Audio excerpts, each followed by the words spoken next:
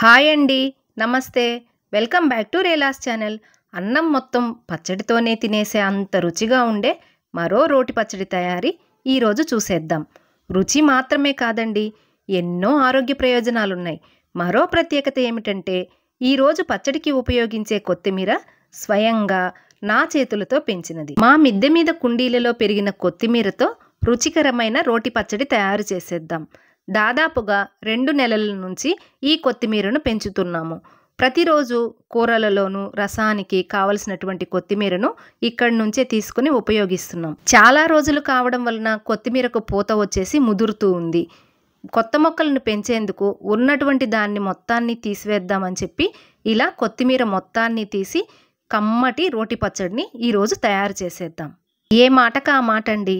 మనం కొన్న కొత్తిమీర కంటే ఇంట్లో పెంచినటువంటి కొత్తిమీర కోస్తూ ఉన్నప్పుడే మంచి వాసన వస్తూ ఉంది. ఇలా కొత్తిమీరనంతటినీ తీసుకొని ఆ పూతను, ముదిరినటువంటి కాడలను తీసివేసి పచ్చడి కోసం శుభ్రంగా కడిగి ఇలా రెడీ చేసి ఉంచాను.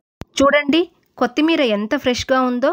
ఈ పచ్చడి తయారీ కోసం నేను 250 గ్రాముల పచ్చిమిరపకాయలను, 400 నుంచి 500 గ్రాముల పండు టమోటాలను, పెద్ద నిమ్మకాయంత చింతపండును, 2 ఉల్లిపాయలను తీసుకున్నాను.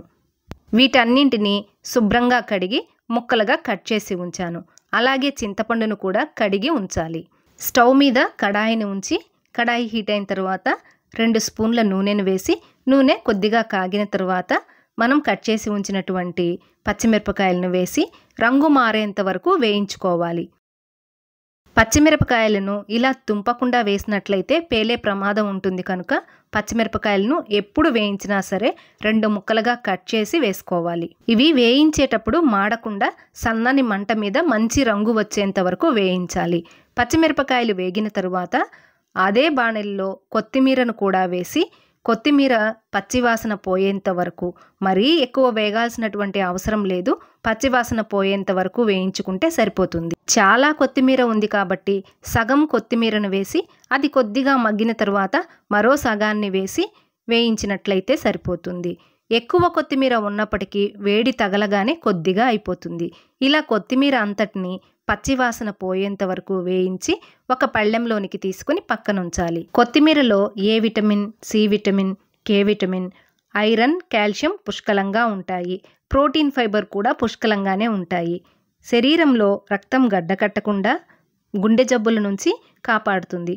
ఆస్టియోపోరోసిస్ నుంచి కూడా కాపాడుతుంది.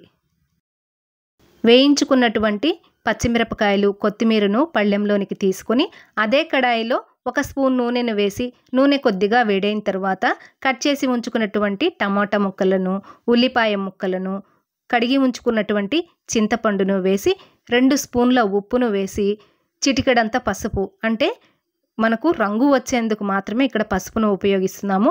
ఆ పసుపు కూడా కొమ్ముల నుంచి దంచి తీసినటువంటి పసుపును ఉపయోగించినట్లయితే మంచిది. అన్నీ కలిసేటట్లుగా కలిపి సన్నని మంట మీద మూత పెట్టి ఉడికించుకోవాలి. మధ్య మధ్యలో మూతను తీసి మొత్తాన్ని ఒకసారి కలిపి మళ్ళీ మూతను ఉంచి ఇందులో ఉన్నటువంటి నీరంతా ఇంకిపోయేంత వరకు ఉడికించుకోవాలి.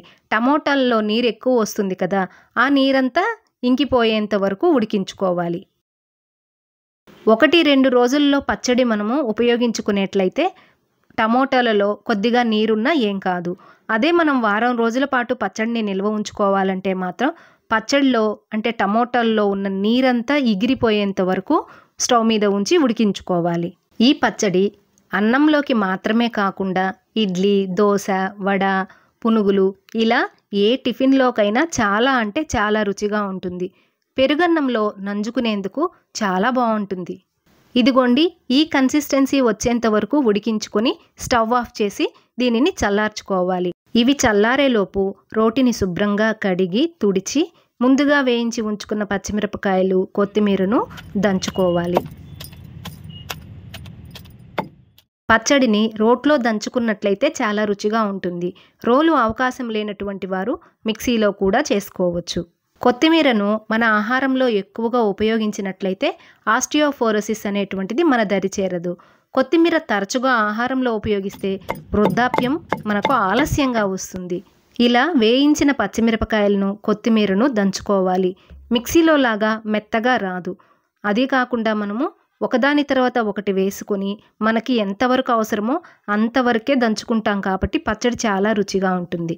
అదే మిక్సీలో వేసినట్లయితే మెత్తగా అయిపోతుంది, అంత రుచి కూడా ఉండదు.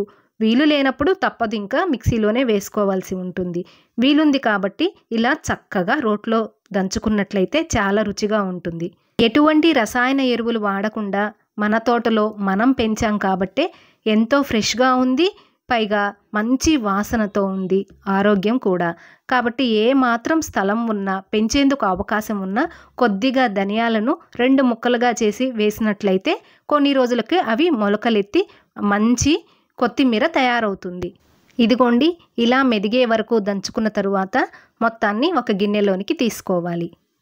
ఈ పచ్చడిని ఇలానే ఉపయోగించుకోవచ్చు, లేదా కొద్దిగా తిరగమాతను వేసి కూడా ఉపయోగించుకోవచ్చు. తిరగమాత కోసం బాణల్ని స్టవ్ మీద పెట్టి కొద్దిగా హీట్ అయిన తర్వాత కొంచెం నూనె వేసి పోపు దినుసులు అంటే పచ్చిశనగపప్పు, మినప్పప్పు, జీలకర్ర, ఆవాలను వేసి వేయించుకొని అవి కొద్దిగా వేగిన తరువాత ఎండుమిరపకాయను చిన్న ముక్కలుగా తుంచి వేసి కొద్దిగా కరివేపాకును వేసి మొత్తాన్ని వేయించి పచ్చళ్ళలో వేసినట్లయితే చాలా బాగుంటుంది. ఇలా పోపు వేయకుండా కూడా ఉపయోగించుకోవచ్చు. ఈ పచ్చడి బయట ఉంచేట్లయితే 2 రోజుల పాటు ఉపయోగించుకోవచ్చు. అదే ఫ్రిడ్జ్లో ఉంచితే 4-5 రోజుల పాటు వాడుకోవచ్చు. ఈ పచ్చడి అన్నంలోకి మాత్రమే కాకుండా ఇడ్లీ, దోశ, వడ, బోండా ఇలా ఏ రకం టిఫిన్లోకైనా చాలా అంటే చాలా రుచిగా ఉంటుంది. ఎంతో రుచికరమైన ఆరోగ్య ప్రయోజనాలున్నటువంటి కొత్తిమీర రోటి పచ్చడి మీకు నచ్చిందనే అనుకుంటున్నాను. నచ్చినట్లయితే లైక్ చేయడం మర్చిపోవద్దు.